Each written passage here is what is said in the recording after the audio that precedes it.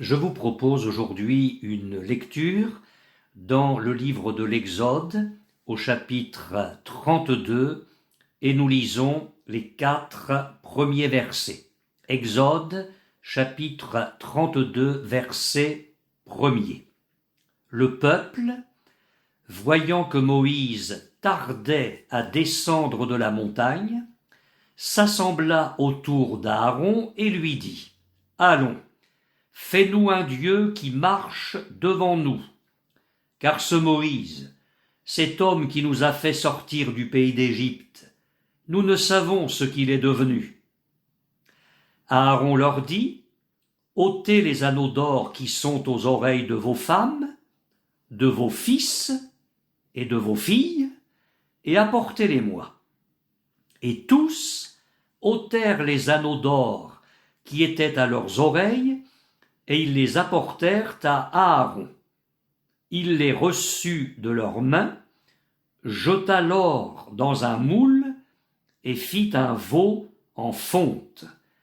Et ils dirent : « Israël, voici ton Dieu qui t'a fait sortir du pays d'Égypte. » Bien-aimés frères et sœurs, j'aimerais vous dire que la religion du veau d'or, comme je vais l'appeler, est de retour. Et pourquoi ? Il s'introduit dans certaines églises depuis quelques années des façons de faire, des comportements, des aspirations, des doctrines même, qui s'apparentent à l'apostasie dans laquelle a sombré le peuple de Dieu au pied du Sinaï.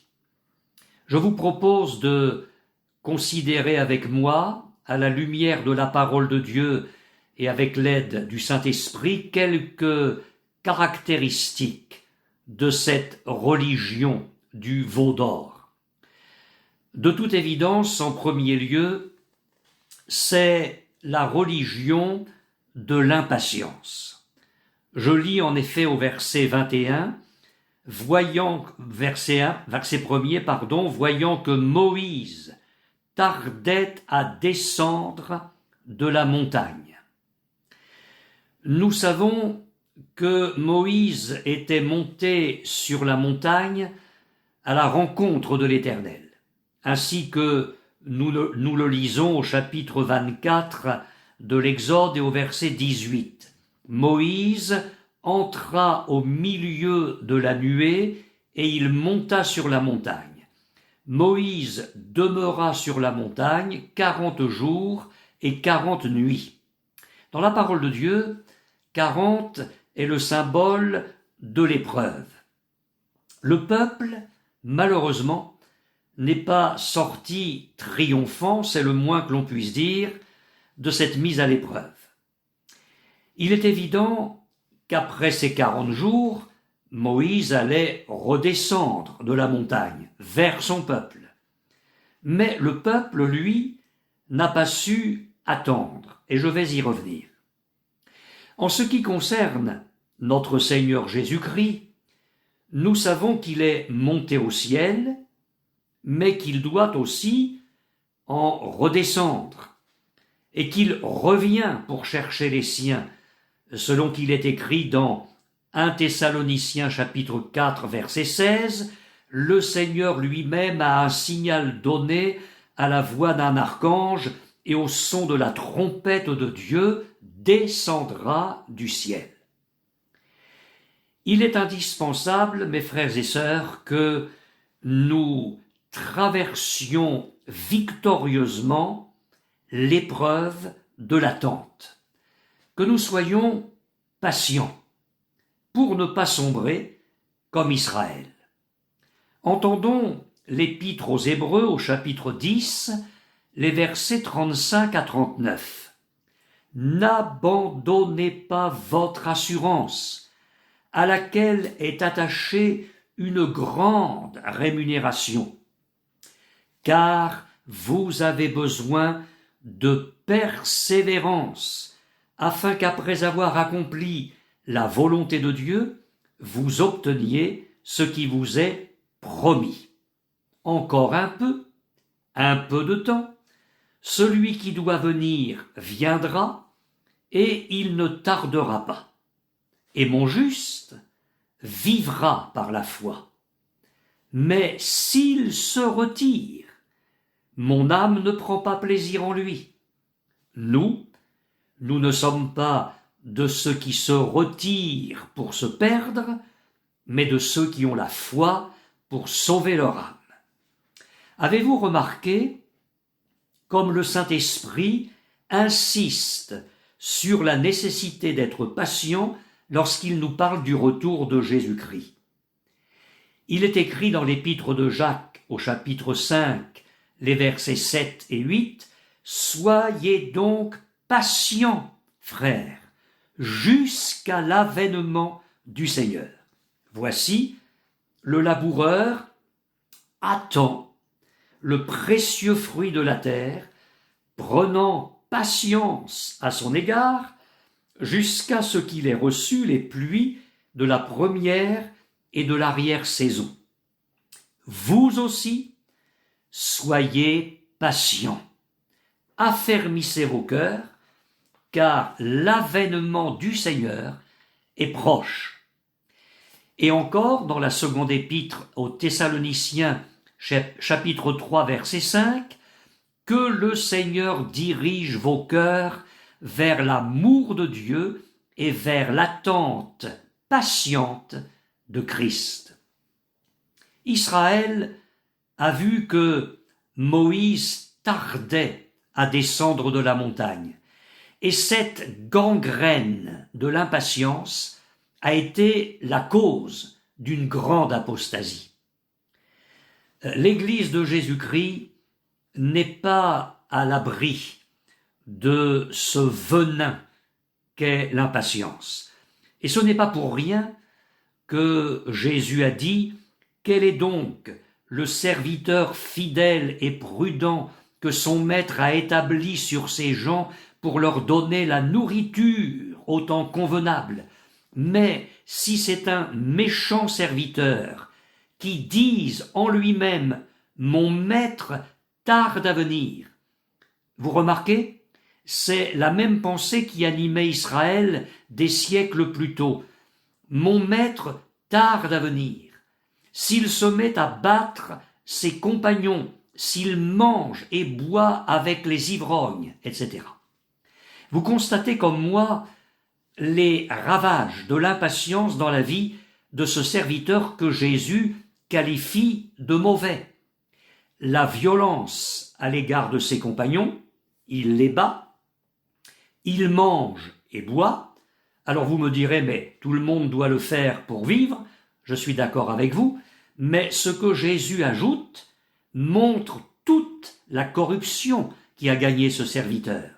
Il mange et boit avec les ivrognes. Autrement dit, il y a dans la vie de ce serviteur l'abandon de la vie de l'esprit, l'abandon de la marche selon l'esprit, la perte du fruit de l'esprit, qui est la patience, la perte de l'onction au profit des œuvres de la chair, entre autres l'ivrognerie et les excès de table, ainsi que Paul les mentionne dans le chapitre 5 de son épître aux Galates. Veillons donc à cultiver la patience, et en particulier vis-à-vis du retour de Jésus. Paul écrit dans sa seconde épître, c'est l'apôtre Pierre, et Pierre qui écrit dans sa seconde épître au chapitre 3, les versets 3 et 4, « Dans les derniers jours, il viendra des moqueurs avec leur raillerie, marchant selon leur propre convoitise, et disant « Mais où est la promesse de son avènement ? Car depuis que les pères sont morts, tout demeure comme dès le commencement de la création. » Il y a dans la bouche de ces gens une remise en question de la promesse du retour de Jésus, d'où leur moquerie et leur raillerie. On souhaiterait vivement que ces propos et ses attitudes de cœur ne se trouvent qu'au milieu des impies, mais hélas, certains chrétiens, j'oserais mettre le mot entre guillemets, certains chrétiens ne croient plus au retour de Jésus. Il suffit d'écouter ce qu'ils disent. Il y a 80 ou 90 ans, les prédicateurs prêchaient haut et fort que Jésus allait bientôt revenir, attendant de l'auditoire des alléluia sonores et approbateurs. Ils faisaient chanter cette prétendue vérité à chaque réunion évangélique, mais les décades ont passé et Jésus n'est toujours pas revenu, disent-ils. Certains autres n'osent pas avouer ouvertement leur incrédulité, mais leur comportement les trahit. S'ils croyaient au retour de Jésus-Christ, ils s'y prépareraient, ils se sanctifieraient, ils pratiqueraient chaque jour davantage la justice. Ils aimeraient cet avènement, ils le désireraient avec une grande ardeur. L'Esprit de Dieu dirait en eux « Amen, viens Seigneur Jésus ». Ils chercheraient à gagner le plus grand nombre d'âmes possible à Christ, mais rien de tout cela. Au contraire, ils s'investissent corps et âme dans les choses de la terre, ils cherchent à gagner toujours plus d'argent, ils font tous leurs efforts pour grimper les échelons de la réussite sociale, professionnelle, ils rêvent de rouler dans une voiture plus luxueuse, de s'offrir des loisirs de plus en plus coûteux et bien d'autres choses encore. Certes, lorsqu'ils se rendent à l'église, comme ils disent, ils mêlent leur voix aux autres pour chanter « Jésus revient ». Mais ils mentent, ils n'y croient plus. D'ailleurs, j'ouvre une parenthèse pour dire que le moment où certains chrétiens mentent le plus, c'est lorsqu'ils chantent des cantiques. Oui, ceux-là dont je viens de parler sont adeptes de la religion du veau d'or, la religion de l'impatience. Ils passent l'examen de l'attente patiente de Christ, mais ils échouent et ils ne reçoivent pas leur diplôme des mains du Seigneur. Ils ouvrent au contraire tout grand la porte de l'apostasie. Bien-aimés frères et sœurs, celui qui nous a sauvés, que nous avons reçu comme Seigneur de notre vie, que nous aimons et qui est monté aux cieux, va revenir. Même s'il semble tarder encore, il va revenir. Il l'a promis, il dit la vérité, il est la vérité. Attendons-le dans la fermeté d'une patience inébranlable. Dans la perspective de son retour, notre Seigneur nous exhorte, vous le savez, à la prière et à la vigilance. Que de fois il a répété « Veillez et priez ». Sous prétexte que le Maître tarde à revenir, ne nous laissons pas gagner par le sommeil spirituel. Ne soyons pas semblables aux 10 vierges, à propos desquelles Jésus nous dit « Comme l'époux tardait, toutes s'assoupirent et s'endormirent. » Craignez, nous dit-il encore, que le Maître ne vous trouve endormis à son arrivée soudaine. Je vous dirai en second lieu que la religion du veau d'or, c'est la religion de la prise du pouvoir spirituel par le peuple. Verset 1er de notre texte d'aujourd'hui, le peuple, voyant que Moïse tardait à descendre de la montagne, s'assembla autour d'Aaron et lui dit « Allons, fais-nous un Dieu qui marche devant nous. » Vous avez bien entendu, le peuple. Ce sont les premiers mots de ce funeste chapitre. Et cette prise de pouvoir par le peuple est tellement évidente que le texte hébreu le mentionne 2 fois. Le peuple vit que Moïse tardait à descendre de la montagne, et le peuple, le mot est répété pour la 2e fois dans le texte original, le peuple se rassembla près d'Aaron.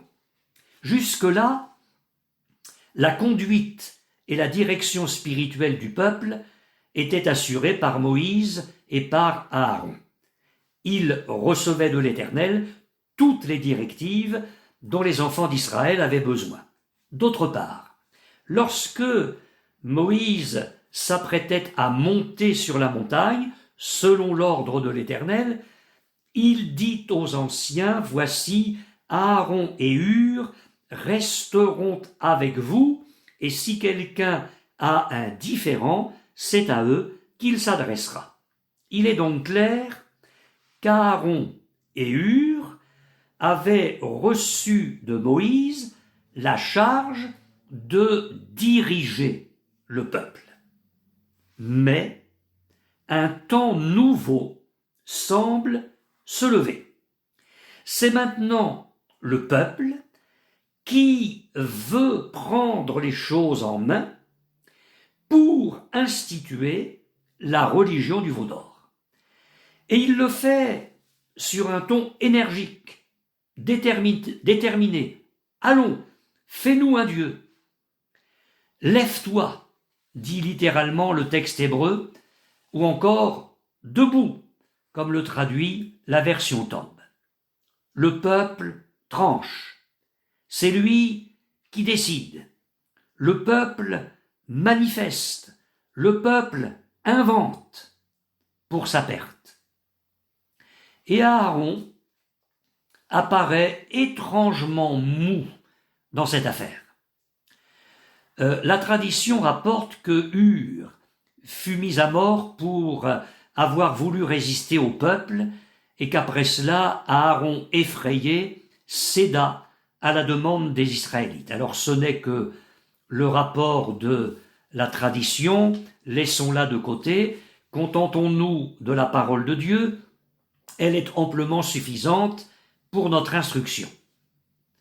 Il nous faut maintenant considérer attentivement l'Église de Jésus-Christ. Elle n'est pas une démocratie, n'en déplaise à beaucoup aujourd'hui. Dieu a voulu des ministères pour paître, exhorter, diriger, soigner, perfectionner, édifier, organiser son Église. Alors bien évidemment, cela sous-entend, je vous l'accorde, qu'il y ait de véritables hommes de Dieu, réellement nés de nouveau, des hommes remplis du Saint-Esprit, attachés à la parole de Dieu, la prêchant avec fidélité et paissant le troupeau de Dieu avec amour, avec douceur et aussi avec une sainte autorité pour l'édification de l'Église et non sa destruction, laissant toute la souveraineté au Saint-Esprit. Et lorsqu'il en est ainsi, le peuple de Dieu est en sécurité.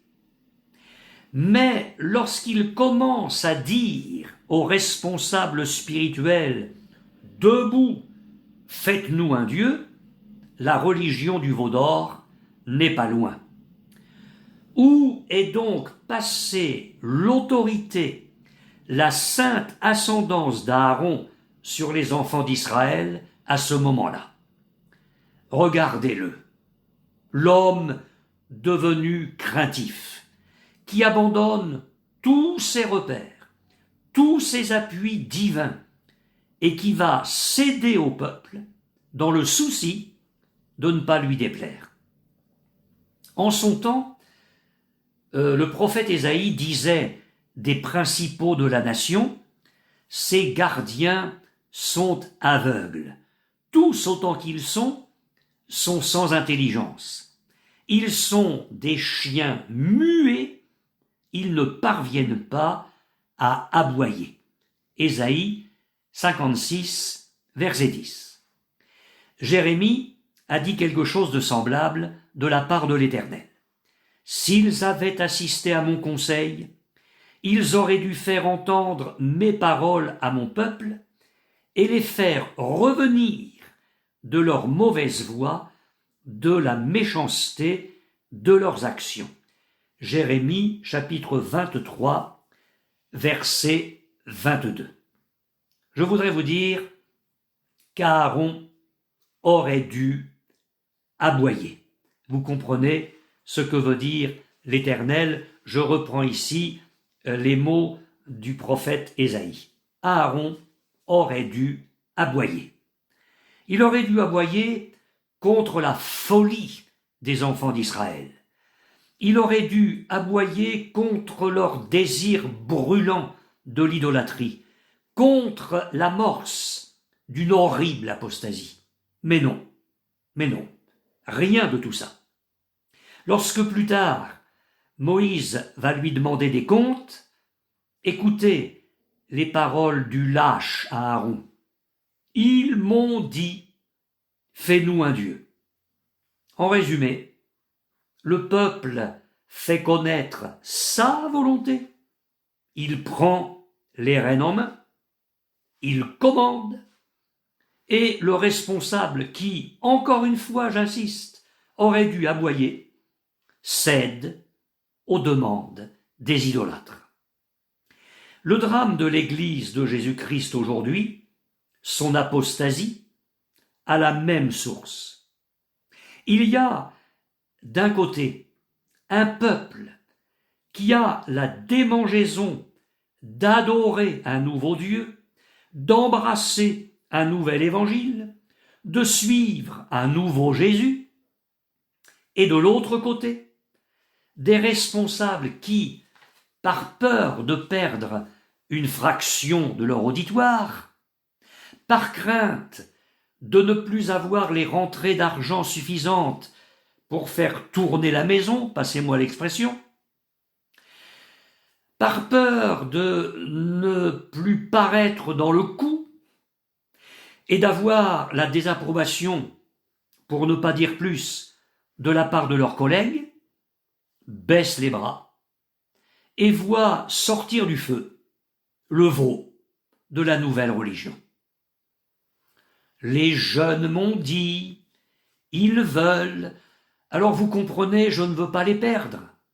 Mais vous êtes en train de les perdre, mon frère, d'une autre manière, mais vous les perdez. Une partie du conseil d'administration m'a dit, désire, a décidé. Je ne veux pas les contrarier, la sagesse d'en haut n'est-elle pas conciliante? Elle ne l'est pas quand il s'agit du veau d'or, mon frère. Et puis, le mouvement auquel j'appartiens suit cette ligne-là, que puis-je y faire? Aaron a certainement été envahi de pensées semblables quand le peuple s'est assemblé près de lui. Un vrai mouvement d'ensemble, une véritable unité autour d'une même vision, d'un même projet, d'un même dessein, un veau d'or. Les pensées d'Aaron étaient loin à ce moment-là de Moïse, qui était dans la sainte présence de Dieu sur la montagne, ce Moïse qui allait bientôt en redescendre et demander des comptes.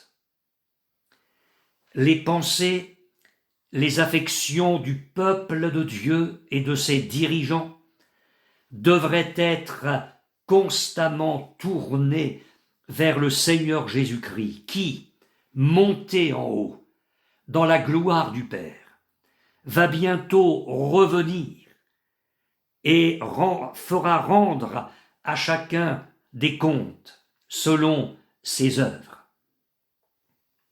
Après avoir dit cela, Jésus fut élevé pendant qu'il le regardait, nous dit le livre des Actes des Apôtres, au chapitre 1er, les versets 9 à 11, et une nuée le déroba à leurs yeux. Et comme ils avaient les regards fixés vers le ciel pendant qu'ils s'en allaient, voici 2 hommes vêtus de blanc leur apparurent et dirent : « Hommes galiléens, pourquoi vous arrêtez-vous à regarder au ciel ? Ce Jésus, qui a été enlevé au ciel du milieu de vous, viendra de la même manière que vous l'avez vu allant au ciel. » La religion du veau d'or, c'est donc la religion de l'impatience et la religion de la prise du pouvoir spirituel par le peuple. Que Dieu en préserve celles et ceux qui veulent lui rester fidèles. Et que Dieu ramène celles et ceux qui se sont égarés avant qu'il ne soit trop tard. Amen.